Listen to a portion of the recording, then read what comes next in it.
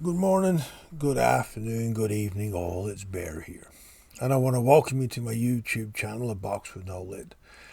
A channel dedicated to bringing awareness to the day-to-day realities of complex trauma and what we live with, but really delving into ways of supporting yourself to heal. Now, in this video, it's part 2 of number 18. The advice and support are great, but without a plan, how does everything fit? And I've mentioned it in a few other videos around looking at things through a garden-based ecology as a way of learning how to interpret your themes. And in this video, I just want to go into a little bit more detail because it's how we create a plan. It's a way of thinking rather than, as I said, it's not about a list of dot points to tick off. The plan is having the knowledge of understanding the ecology that is you. And I've found the easiest way for people in the Western world, because we grow up outside of a culture that teaches this kind of stuff.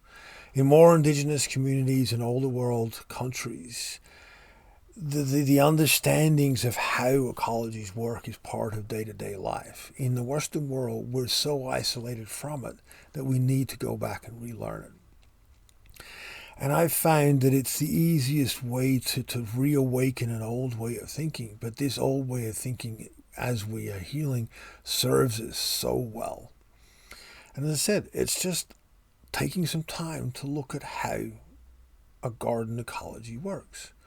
I just don't mean getting a bunch of dirt, putting a bit of wood around it, and planting a couple of flowers and going, yeah, awesome. I mean understanding how it works.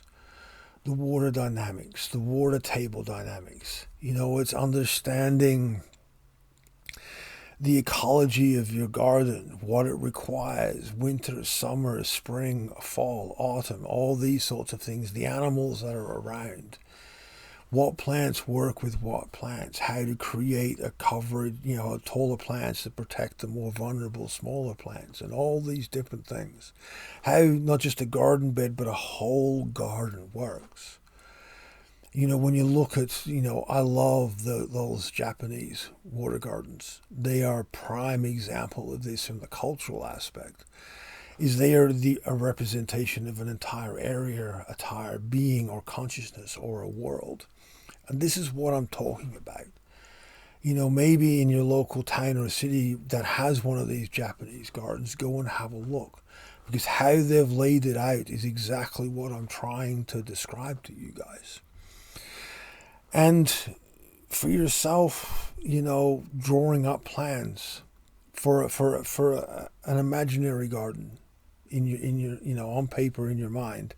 But that garden is your family. It is your associates, work colleagues, it's life, it's your past, it's all these different things. How does it all fit if it was to be represented in a garden? What can you plant that's going to stave off predators, triggers? What can you plant that's going to balance out pests, which is all those little thoughts and negative reenactment cycles and all these things? What are these things that you can support your body to heal? The medicinal plants in your garden that help heal and make all the other plants grow. This is the kind of way of thinking that I'm trying to get you guys to value and grow in an understanding of. You don't need to be a botanist. It's not taking it to that degree. But what I cannot stress enough is the key to healing is finding what your body and your neurophysiology needs and creating ways to fulfill it. That is basically how we heal. Once we understand how our bodies responded to trauma, what has fundamentally changed. And as I said, remember that the majority of traumatic responses is physiological. It's in our body. It's not thought. It's one of the most infuriating aspects for me is how the Western world has marketed the idea that trauma is a mental health. It's such a small part of mental health. So much comes down to our physiological responses, our body. And I cannot stress that enough. Now, I'm not ditching any therapies or any interpretations. It's not what it's about. But everything I know and have seen, every medical specialist that I've spoken to over many years trying to get help for myself, the gap between the research that shows the Felitti studies and all these thousands of studies that show the physiological nature of trauma and what is considered purely a mental health is so huge. I had that discussion this morning. This is the thing. As I said, the key lies in finding what your body and your neurophysiology needs, your nervous system, all those responses, all the sets of instructions that run in the background. Because when we can grasp that, when we understand the themes, we can start to support our body in different ways. We can take supplements, herbal teas, herbs, vitamins, minerals. We can look at ways of supporting our sleep, supporting our digestive system, detoxings and cleansings, supporting our immune responses in the areas that we need to. There's all these different things that we can do. Graze eating rather than, one meal a day or a couple of big meals a day. It's eating over, little bits often. Supports our threat response, because in fight or flight, if you're being hunted by a predator, you're not going to stop and eat. It's all these things that we can do to build an ecology that supports us to heal. As I've always said, the holy grail of healing is belonging, and having our body as settled and out of a triggered state to be able to work on our connections, to be able to work on relearning what trauma took from us as far as connecting to people, problem solving, interactions, and all these different things. Supporting our body through this is so, so, so important.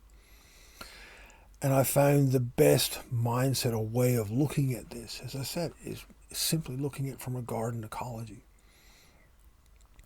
What is going on? What are the themes? And how can I work with them? So take the time and create, this is where, the old cliche of journaling, it's not so much the Dear Diary aspect. It's what you've learned today about yourself. It's what you've learned that worked or didn't work. It's what's changed and evolved. That is what should go into those journals, because it helps you to learn the themes. Like, I know myself, I've spent years supporting my digestive system or rebuilding it after, I got Lyme disease when I was in Canada, and that's what tipped my whole physiology over the edge from my traumatic past to where my systems collapsed.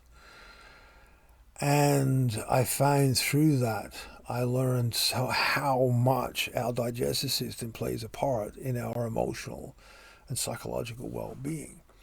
Actually, a lot of the brain chemistry that we require to actually enjoy life and to calm and to deal with stress all comes from the gut and the liver primarily. There's all these interplays and layers and relationships that you can learn. And there's all these day-to-day things that you can do to support your body to heal and to improve little by little by little your quality of life. And that is, for me, key. That little by little improving your quality of life.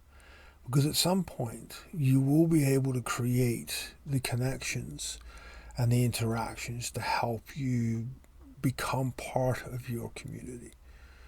That group of people that you fit with, that you are blessed and part of because they understand you and you understand them naturally. And that's the holy grail of belonging. But in that journey, to be able to get there, we need to get our body working with us. And in numerous videos, I'm going to delve into different little things that I've learned along the way in supporting your body. But getting that understanding of how to interpret and look at it first is really important. So please take the time, get your head around looking at this garden ecology mindset. Have a play with it. As I said, everybody's unique. But that is what I've found is the easiest way to make sense of everything that's going on.